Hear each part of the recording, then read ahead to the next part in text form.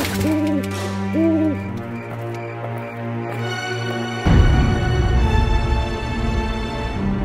everyone, this is Spooky Vee. Welcome to day 6 of my Halloween series, Frightful Weekends.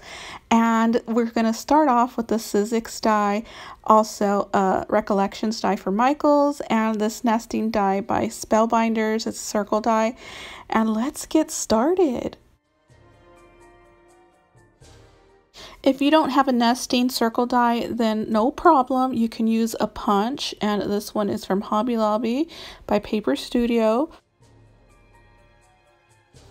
I love this old Sizzix die. I love it. I think I got my money's worth with it because I use it all the time.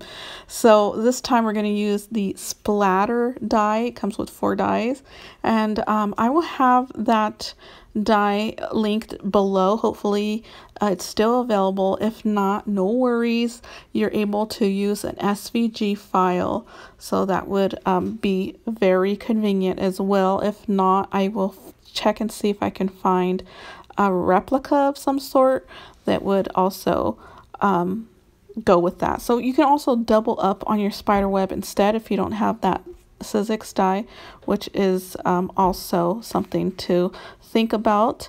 And so I have all of my stuff to the side here. Now let's get started. This is what you will need. You will need 2 splatter die cuts, 2 spider webs, the circle, and the black spider web is from 110-pound cardstock just to give it stability. I'm using the tacky glue again, and as you guys know already, if you've been following me, I put that tacky glue in another container there that I have. And so let's go ahead and do fast mode so you guys don't have to wait while I glue this down. So now here's the spider web.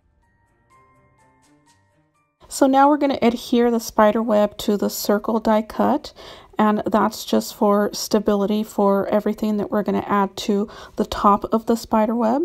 So I'm using hot glue for that.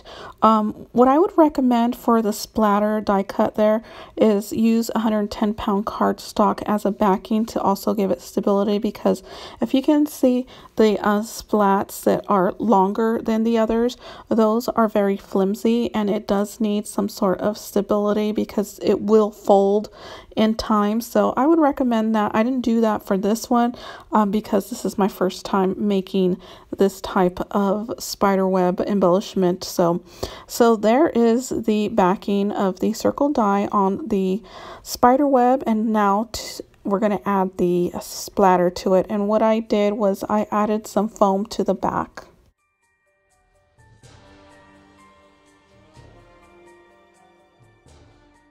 Using my hot glue to adhere the foam.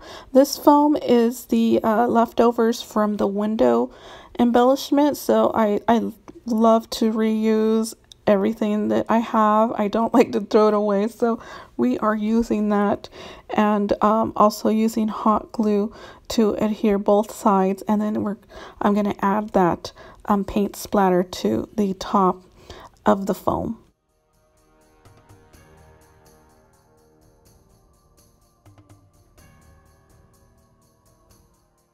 So doing the same to the second paint splatter, I did double up on that die cut just so it would give it some color and also some dimension. And so that's what it looks like. So we have 2 foam pieces adhered there, and it just lifted those paint splatters up, and it's going to give the other pieces make them as the focal point, so your eye is drawn directly to the center. Here I'm showing you the rest of my die cuts for traditional and for the pastel. And so now I'm gonna go ahead and try to figure out how I'm gonna lay my pieces down.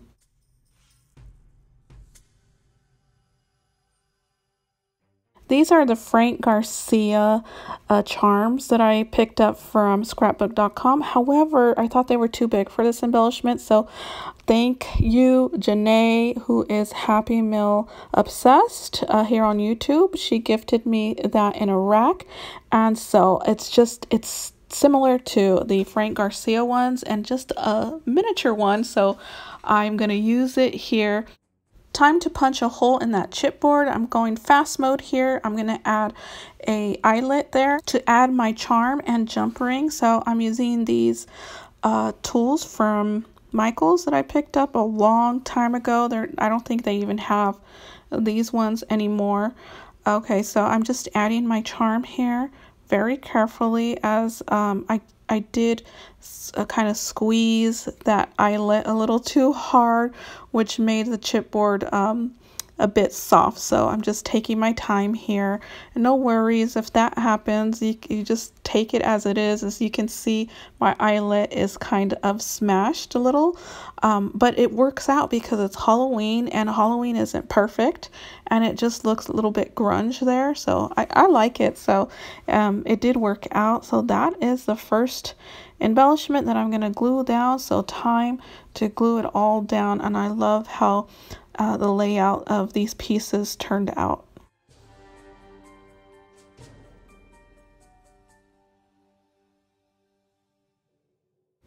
So the moon chipboard piece is laid down.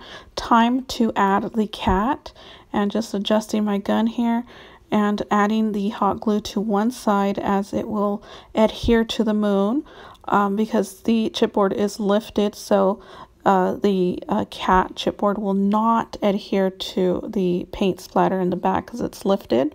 And so now it's time to add the sentiment, and I'm showing you here that I just sewed this puffy sticker onto some cardstock and just did some stitching on top of it.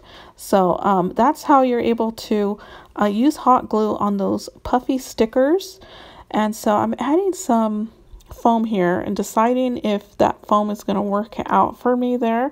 Sometimes it doesn't, so just lay your foam down prior to gluing. And so it didn't work out, so I'm trying to adjust it here and there and see if I could make it work. And so I do fiddle with that for a little bit there and decide maybe I should glue the foam piece to the back of the sentiment instead, and that's what I do. So it worked out for me there, and so that is done. Now time for the traditional pieces. I'm gonna do very fast mode, and it's the same thing as the pastel embellishment. So here it is, you guys. I think it turned out good.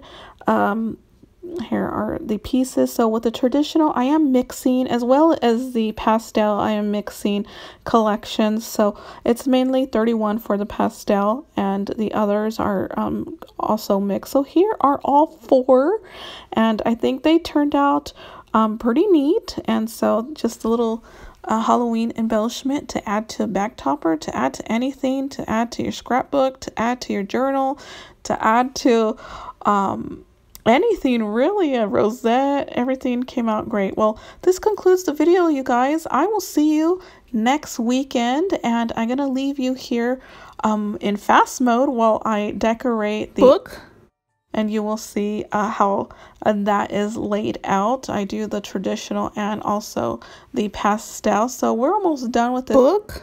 After we're done with the pages, we're going to head on into putting stuff into the pockets. So that is it, and I will see you next weekend. Happy crafting, you guys. Bye.